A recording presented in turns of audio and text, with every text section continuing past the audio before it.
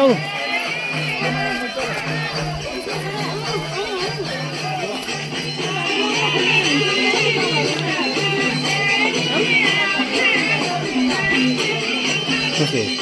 आराम हुन्छ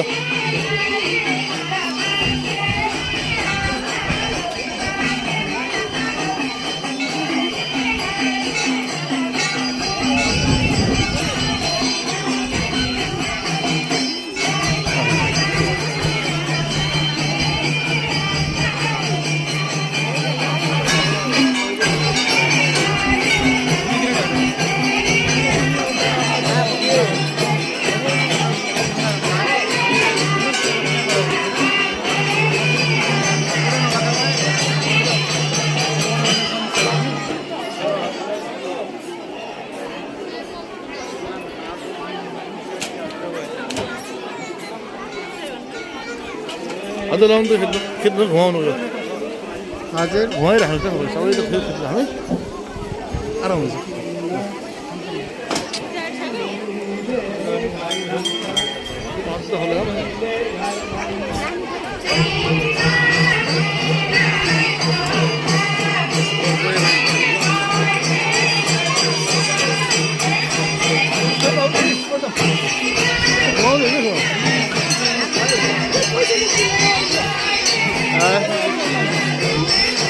जुत्तै सिताले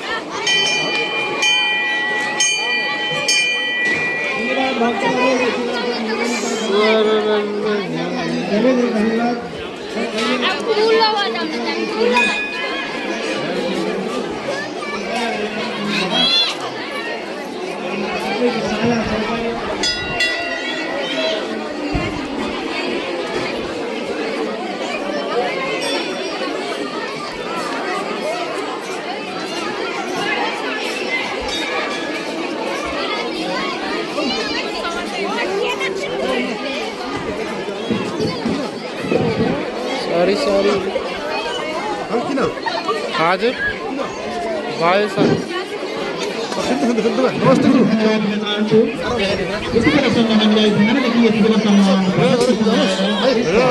मलाई देखाउनु हार्दिक धन्यवाद दिन चाहन्छु योगदान भजन समूहलाई र उहाँले यति बेलासम्म आफ्नो प्रस्तुति दिनुभएको छ र हाम्रो व्यवस्थापन समितिलाई आजको प्रसाद ग्रहणको व्यवस्थापन समितिलाई भर्खरै यहाँबाट पाल्नुभएका भजन कीर्तन भजन समूहलाई प्रसादको व्यवस्था मिलाइदिनुको लागि म हार्दिक अनुरोध गर्न चाहन्छु।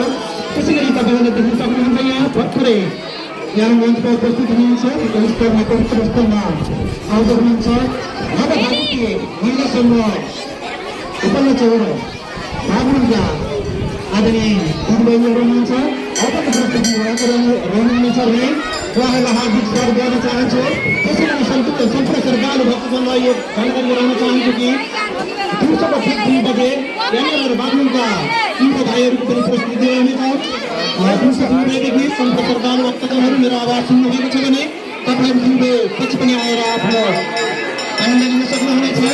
पावन अवसरमा यसको शिव मन्दिरको प्राङ्गणमा रहनुहुने ढाडाबाट पाल्नुहुने सम्पूर्ण सरकार भक्तजनहरूलाई हृदयदेखि नमन नमस्कारको साथमा हार्दिक स्वागत गर्न चाहन्छौँ। गौरव व्यवस्थापन परिवार कार्यक्रमलाई सफल रूपमा सम्पादनको लागि हामीले विभिन्न सङ्घ संस्था र आफ्नो व्यक्तिगत हिसाबबाट मैले आर्थिक नैतिक र भौतिक रूपमा सहयोग भइ आइरहेको नेपाल रेड क्रस सोसाइटी जिल्ला शाखा बागलुङले पनि हामीले प्राथमिक उपचारको व्यवस्थापन साथै एम्बुलेन्सको व्यवस्थापन गर्नुभएको छ।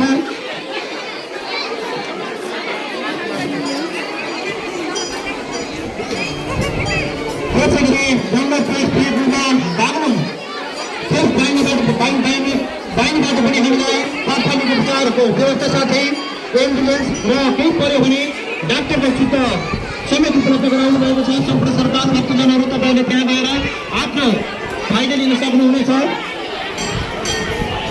त्यसैले आज बिहानदेखि बेलुकासम्मको प्रसाद वितरणको लागि प्रसादको व्यवस्थापन गर्नुभएको छ।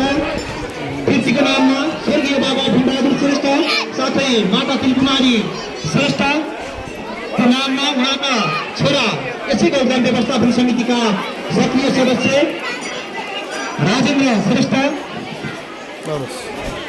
त्यसै गरी अस्मिता रिसाइक्लिङका कपास उद्योगका प्रोपाइटर पनि हुनुहुन्छ। उहाँले हामीलाई विगत लामो समयदेखि सहयोग गर्दै आउनुभएको छ र आगामी दिनहरू पनि हामीलाई पक्कै पनि सहयोग गर्नुहुनेछ भन्ने हामीले पुरा आशा लिएका छौँ। त्यसैगरी आकस्मिक स्वास्थ्य जाँच तथा खानेपानी वितरण कार्यक्रमको व्यवस्थापन गर्नुभएको छ। आयोजक हुनुहुन्छ बागलुङ उद्योग वाणिज्य सङ्घ बागलुङले सहयोग दिनुहुन्छ। पञ्चमुख खानेपानी कालीजङ्गार साथै लायन्स क्लब अफ बागलुङ कालीले पनि हामीलाई व्यवस्थापन गर्नुभएको छ।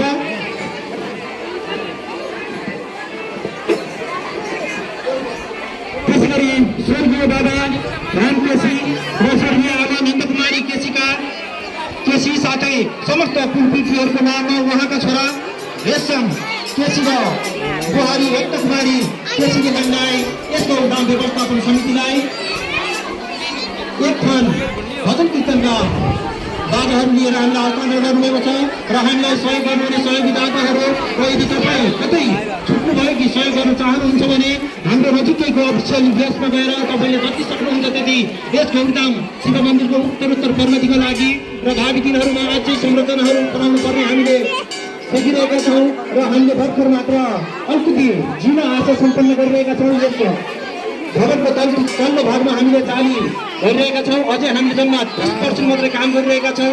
70% काम गर्न बाँकी नै छ र सम्पूर्ण श्रद्धालु भक्तजनहरूले हामीले सहयोग गर्न चाहनुहुन्छ भने हाम्रो नजिकैको सचिवालयमा गएर आफ्नो जति सक्नुहुन्छ त्यति कृषिको नाममा आफ्नो चाहनको लागि सहयोग गर्न सक्नुहुनेछ।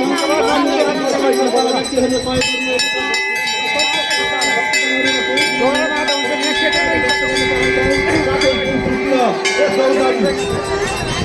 पक्कै पनि उहाँको परिवार पुरा आशा लिँदै र भर्खरै त्यहाँबाट बिदाई हुनुभएको थियो गौरधाम भजन सङ्घ हो र उहाँलाई प्रसादको व्यवस्थापन गरिदिनुको लागि म हार्दिक अनुरोध चाहन्छु। त्यसै गरी यहाँ उपस्थित हुनुहुन्छ यहाँ नजिकै नवजागृति महिला आमा समाज दिदीबहिनीहरू यहाँ उपस्थित हुनुहुन्छ। उहाँको परिस्थिति आदरणीय सम्पूर्ण दर्शक महानुभावहरू, आज हामी महाशिवरात्रि 2082 को पावन अवसरमा हामी गौरीधाम शिव मन्दिर बागलुङ बल्लाचोरमा आइरहेका छौँ। यहाँ श्रद्धालु भक्तजनको अत्यन्त भेट लागिरहेको छ।